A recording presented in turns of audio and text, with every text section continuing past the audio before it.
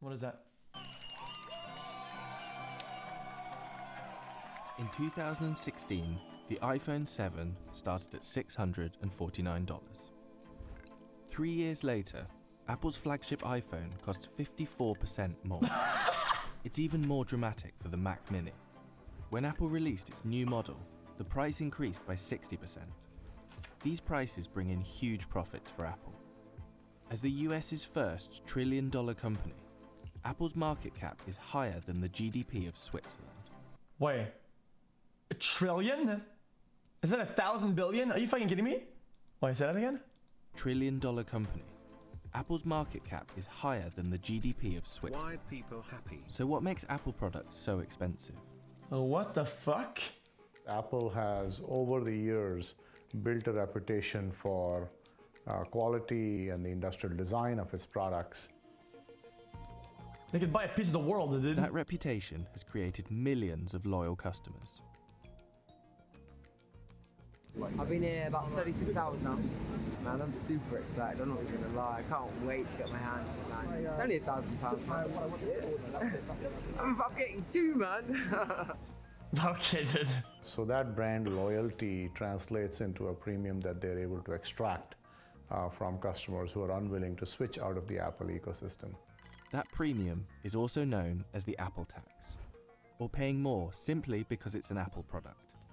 The 256GB MacBook Air, for example, costs $1,299. Yes. But you can get a more powerful Windows laptop for over $100 less. Apple's high prices reached meme proportions during the announcement of its Mac Pro in June 2019. Claps turned to gasps when John Ternus unveiled a $1,000 monitor stand as an add-on for the $5,000 Mac Pro display. And the Pro stand, $999. And like the Mac Pro, they'll all be available in They literally laughed. In truth, guys, you need to understand, okay, the irony of this, okay? The people that go to this conference are Apple hardcore fanboys. He could show a rock, a literal rock with the sign Apple on it, and they would go, ooh! Right? These guys would die for Apple, dude. And he shows this, and they laugh. Like the Mac Pro, they'll That's all how be bad it is. in the fall. In truth, $6,000 for a professional reference monitor of this quality is comparable to the competition. But that didn't matter. Apple had botched the messaging, and its $1,000 stand became infamous. Apple does something else that's a bit sneaky, which is that when you're buying the iPhone, you can't add memory to it. So if you want more memory, you have to pay more Apple tax. With Apple's computers, these upgrades get even more expensive. Those are stupid as fuck. Those are the worst. If you want a 13-inch MacBook Pro with 512GB of storage, you have to pay $400 more than the base model. And Apple's accessories also have high premiums compared to non-Apple products. So dumb, dude. Like its $129 keyboard or its $79 mouse. Even Apple's cables cost more. Apple has kept its proprietary Lightning connector while removing useful ports, like the headphone jack and the SD card reader, forcing consumers to buy expensive dongles, like its $39 SD card to USB-C reader. But are these products worth the premium? Apple loves to talk about its innovation. These are the most powerful and most advanced iPhones that we have ever built in a stunning new design. And iPhones have added great features, like OLED displays, faster processors, and thin bezels. But competing products have many of the same features. The components that go into making a smartphone are fairly standardized. For example, Sony competes with Apple in smartphones, but all of the camera sensors that go into an iPhone are made by Sony. And those components cost a lot less than a new iPhone. The bill of materials is about $490 for a phone that is priced at $1,099. As a comparison point, the Galaxy S10 Plus is about $420 bill of materials for a price of $999. Something changed when Apple released the iPhone X. Thanks, Not only you're so was it more much. expensive, but the difference between the bill of materials and the retail cost was much greater. Jesus, dude. Obviously, Apple wants to make a profit, so the bill of materials has to cost less than the device. What makes Apple special is its ability to pull larger profits than its competitors.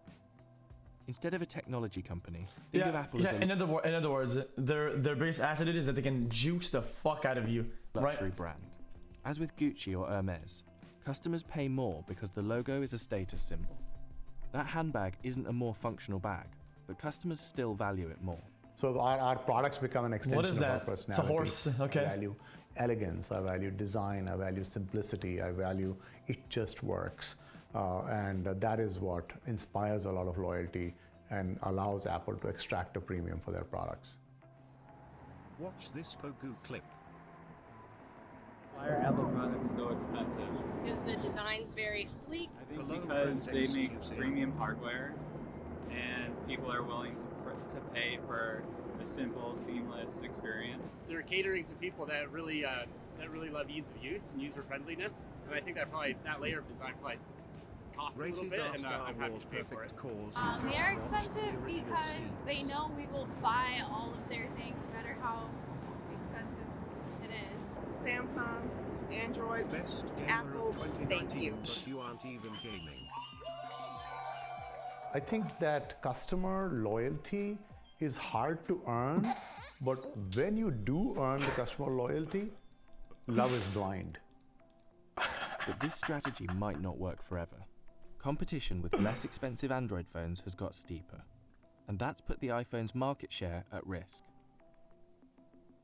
Apple's performance in India is pathetic to the point that their market share has now slipped to less than 2% and has become completely irrelevant. And the primary reason there is that the price points are simply unaffordable for the Indian market.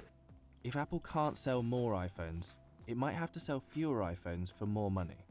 Charging a premium allows Apple to keep increasing its revenue. Even if its biggest category, the iPhone, is declining. See, whenever you create a new product, what you want to do is to extract all of the premium that you can from the higher end customers, people who are willing to pay a premium. That means the customers who buy the iPad Pro or the $5,000 iMac Pro. Apple does offer cheaper models, like the iPhone 11 or the 11-inch iPad.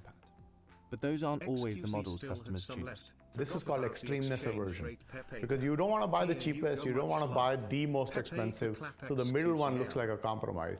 But Mohan pointed out that Apple has a disadvantage compared to true luxury brands. A luxury product is like a Rolex, right? You'd keep it for a lifetime. But you can't keep a smartphone for a lifetime. So premium, perhaps not luxury. For now, Apple's reputation remains strong. And the customers who don't want to spend $1,000 on a new phone, Apple has a plan for that. Keep the old models around, just at a very slight discount. Sure, man. Jesus Christ. If Apple wants to keep its loyal customers, its innovation will have to keep pace with its premiums. Go ahead and name one Android phone that has 5 years of support and updates. Can't name any? Didn't think so. Apple users pay for the support. Android phones are lucky to get 1 year of updates at all. Wow, did not click link watch I'm this sorry. or click Yeah, once again milking after the link. Wow, updates and support for what? The only reason why I ever switched my phone, okay, I had a Note 4, okay, a Note 4, right? And the only reason I swapped is because my stream was lagging on it, right? Because it was getting old, right? A fucking Note 4, guys, when did that come out? Note 4. 2014. And for 5 years, and it was fucking popping off, dude. I didn't have to swap. I didn't need any support or updates. It was doing